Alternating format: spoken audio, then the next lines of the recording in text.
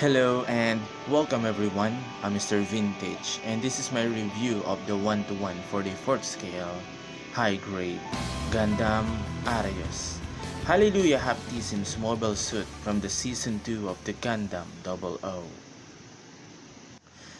So this is the Gundam Arios in its panel lined and detailed state. So without a doubt, this kit's biggest advantage is its looks. More pointier bits, looks more taller, and much more wingspan than the Gundam Curious. The other thing that I like is the V-fin, but I have to say that other pointier and more elongated parts does not help in this kit's stability. So let's move to the articulation. Let's start at the head. The head can move upward and downward. Side to side is very limited and no head rotation.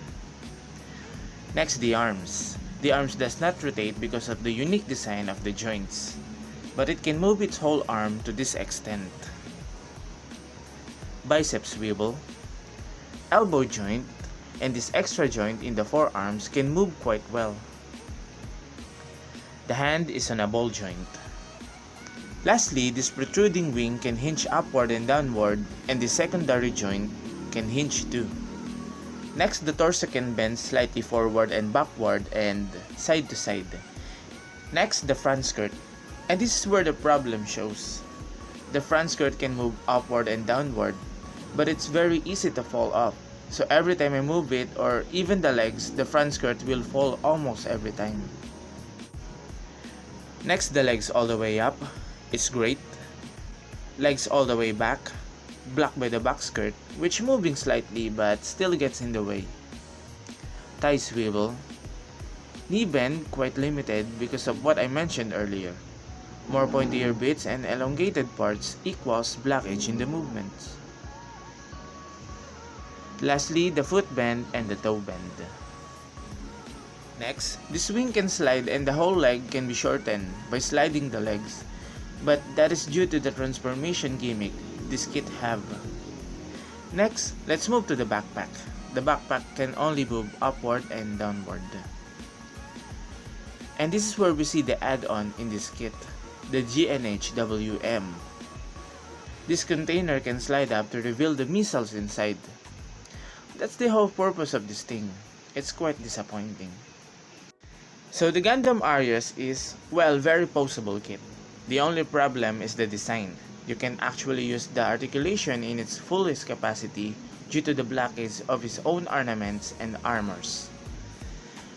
But what its advantage is when you manage to pose this kit, it can give you a nice and very eye-catching thing to look at. And that is because of the great design of the Gundam. Mentioning all that, this is the Gundam Arios GNHWM with everything that it comes with. The GN cannon, the GN twin beam rifle, and the 2 GN Beam Saber, 1 long and 1 short, 2 adapter, and 1 alternate hand. The GN cannon is the newly added weapon to the Gundam Arios. It is much more big, bulky, and powerful. Next is the GN twin beam rifle. It is composed of 2 barrels and the upper one can hinge upward. Next is the GN Beam Saber, 1 long and 1 shorter. If not in use, the handle can store on the back skirt of the Gundam. Lastly, this Gundam have an enclosed GN submachine gun on its forearms.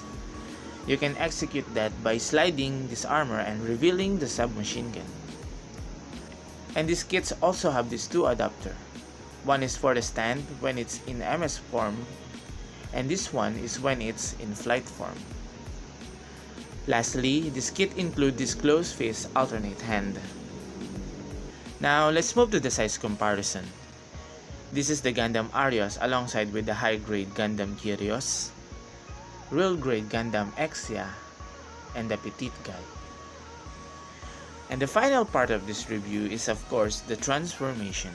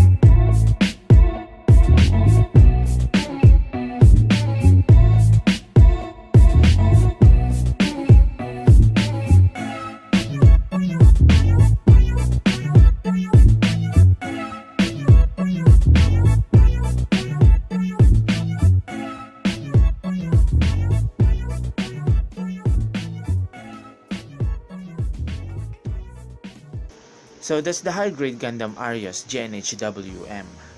It's great because of its looks and design, the variety of weapon it have. The only down point is the articulation. Many part gets in the way of the articulation. Also, many joint is too weak and easily get loose, especially on the knee. But overall, it is good for what it is, especially on its time. So, mentioning all that, I'm Mr. Vintage. Thank you for watching and see you on the next review.